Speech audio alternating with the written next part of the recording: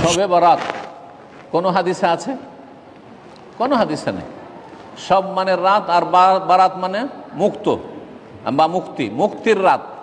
তো সব ফার্সি ভাষা, আচ্ছা সেটা যদি আরবি বানানো যায় লাইলাতুল বারাত, লাইলাতুল বারাত বলে কোনো একটি হাদিস, জয়ীফ হাদিস আছে? কিচ্ছু নেই। তাহলে বোঝা গেল যে এই শবে বরাতের প্রচলন ধর্মটি হচ্ছে ভারতীয় ধর্ম, ভারত উপমহাদেশের ধর্ম। এই ধর্মের আরব দেশের সাথে কোনো সম্পর্ক নেই, কোনো সম্পর্ক নেই। লাইলাতুল বারাত কোথাও খুঁজে পাবেন না আরব দেশে। কথা বোঝা গেছে?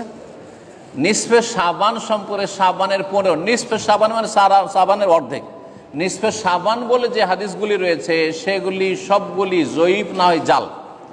সুতরাং শবে বারাত মানে শাবানের 15 তারিখের রাতটি সম্পর্কে বিভিন্ন যে আকিদা, সেগুলি সব ভ্রান্ত আকিদা।